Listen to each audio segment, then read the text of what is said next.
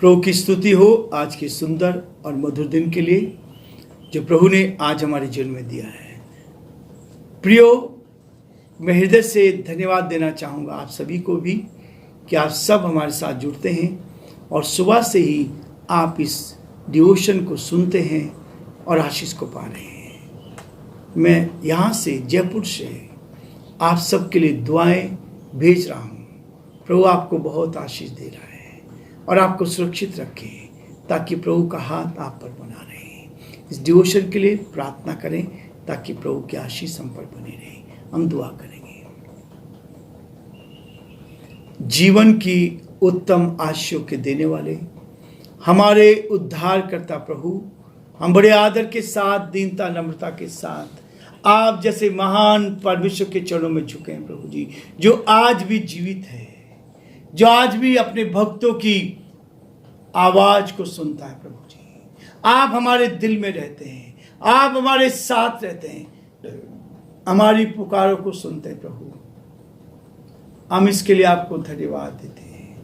हम आपकी स्तुति करते हैं, हम आपकी प्रशंसा करते हैं, हम आपके नाम को सराहते हैं। प्रभु जी, हम प्रार्थना विनती करते हैं हमारे सारे भाई बहनों पर जो प्रभु जी हमारे साथ जुड़े हैं। हम प्रार्थना करते हैं हर एक को उत्तम आशीष दे प्रभु जी, बीमारियों से, परेशानी से, कठिनाई से बचाए, इस महामारी से बचा के रखे। हमारे देश पर आपके अनुग्रह की दृष्टि चाहते हैं। इस देश में से ये महामारी समाप्त हो सके प्रभु जी। ये कोरोना वायरस प्रभु जी आपके नाम से प्रायश्चित हो पिता परमेश्वर।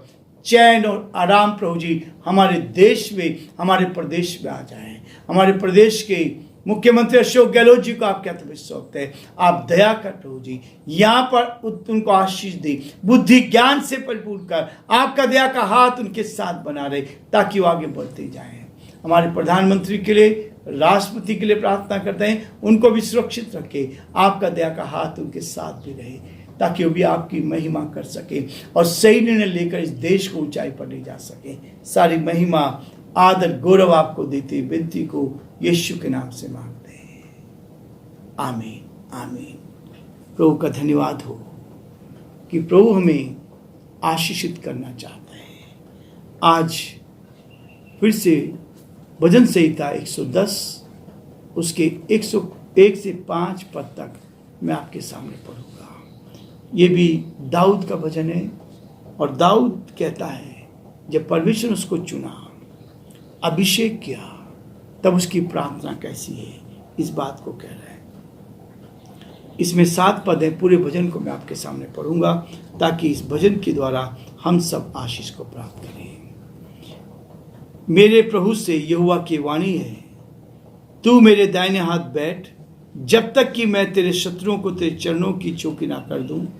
तेरे पराक्रम का राजदंड यहोवा सिय्योन से बढ़ाएगा, तू अपने शत्रुओं के बीच में शासन कर। तेरी प्रजा के लोग तेरे पराक्रम के दिन स्वेच्छा बलि बनते हैं। तेरे जवान लोग पवित्रता से शोभायमान और भोर के गर्भ के से जन्मी हुई ओस के समान तेरे पास हैं। यहोवा ने शपथ खाई और ना पछताएगा, तू मलिकिसिदक की रीति पर सर्वदा का याजक है। प्रभु तेरी दाहिनी ओर होकर अपने क्रोध के दिन राजाओं को चूर कर देगा। वह जाति जाति में न्याय चुकाएगा, रणभूमि शवों से भर जाएगी। वह लंबे चौड़े देश के प्रधान को चूर चूर कर देगा। वह मार्ग में चलता हुआ नदी का जल पिएगा और इस कारण वह सिर को ऊंचा करेगा। परमेश्वर अपने इस वचन के पढ़े और सुने जाने पर आशीष दे। आमीन। प्रियो, दाऊद जब राजा बन गया, उसका अभिषेक हुआ था।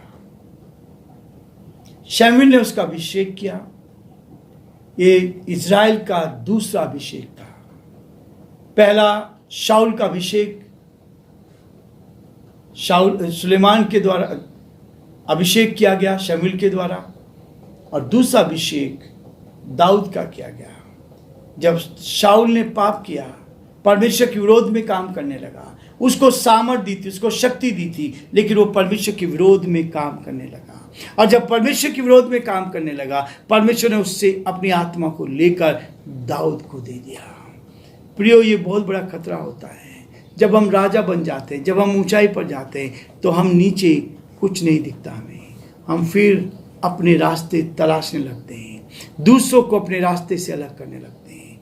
लेकिन दाऊद राजा बन गया, लेकिन उसने एक बहुत बड़ा काम किया था। जब उसका दूत उसको सूचना देने के लिए आया था, जब शाऊल मारा गया, उसको सूचना पहुंचाई गई, लेकिन वो खुश नहीं हुआ। उस सूचना देने वाले ने सोचा था कि राजा खुश होगा क्योंकि उसका विरोधी मारा गया है, लेकिन जैसे उसने खबर पहुंचाई, दाऊद ने उसको मरवाया। वो आनंदित नहीं हुआ। मैं कई बार सोचता था कि क्या हुआ, वो तो उसकी भलाई के लिए बताने आया था, राजा से इनाम लेना पाए अपने शत्रु, लेकिन नहीं। दाऊद की जीत का कारण यही है। दाऊद का नाम आज यीशु मसीह के साथ क्यों हुआ? उसने अपने विरोधी के ऊपर कभी हाथ नहीं उठाया, उसके लिए दुआ करता रहा, उसको बचाता रहा, और उसने कभी भी उसकी बुराई सुनने में आनंदित नहीं हुआ। हम तो बुराई करने में आनंदित होते हैं। हमारे शत्रुओं का कोई आकर बुराई करता है तो हम सोचते ही हमारा बहुत अच्छा आदमी। नहीं, वो कहता है, हे प्रभु, मेरे प्रभु से यहोवा की वाणी है।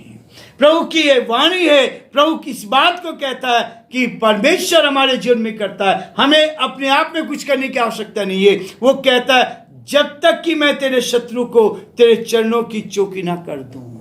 ये परमेश्वर की प्रतिज्ञा है। वो अपने समय पे करेगा। जो आपके विरोध में है, वो एक दिन आएंगे, परमेश्वर उनको आपकी निकटता में लेकर आएगा। ये परमेश्वर की प्रतिज्ञा है। आपको कुछ करने की आवश्यकता नहीं है। परमेश्वर कहता है, मैं करूंगा। वो अपने समय के अनुसार करता है।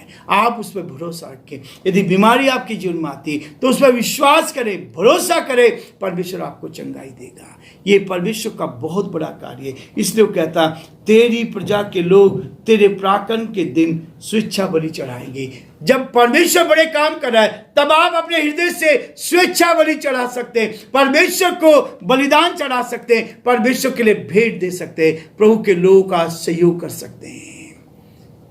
आज अस्पताल में बहुत खर्चा कर सकते हैं, लेकिन प्रभु के लोगों के लिए सहयोग करना कठिन होता है, कठिन होता है। स्वेच्छा बलि, अपनी स्वेच्छा बलि। उसके बाद कहता है कि तू अपने शत्रुओं के बीच में शासन कर। परमेश्वर में ऐसा बना देगा, यदि आप सच्चाई पे चलते जाएंगे। जो हमारे विरोधी थे, वो आपके साथ आ जाएंगे। परमेश्वर उनका मेल कराएगा, परमेश्वर उनको आशीष देता जाएगा, परमेश्वर उनको भी आपके लिए भलाई का कारण बनाएगा।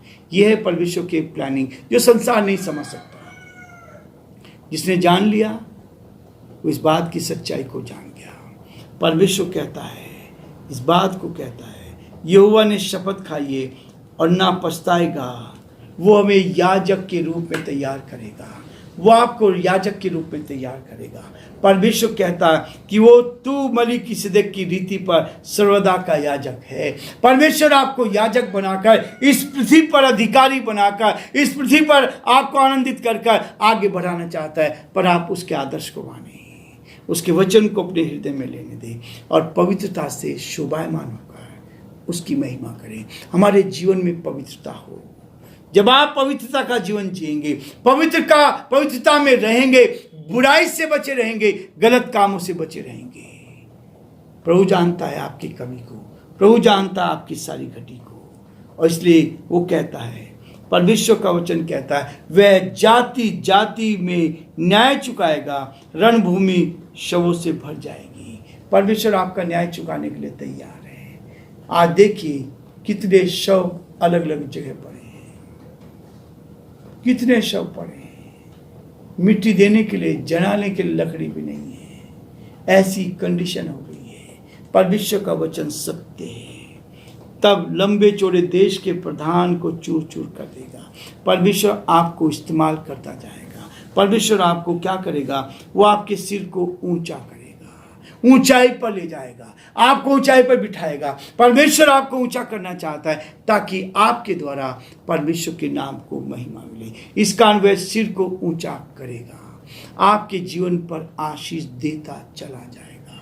प्रियो, ये वचन है जो आपको बढ़ाना चाहता है। ये वचन है जो आपको शुद्ध करना चाहता है, ये वचन है जो आपको पवित्र करना चाहता है, ये वचन है जो आपके जीवन को आशीष करना चाहता है। प्रभु आप सबको बहुत आशीष दे और प्रभु का हाथ आप सबके साथ बना रहे और आज का दिन आपके लिए आशीष में बन सके।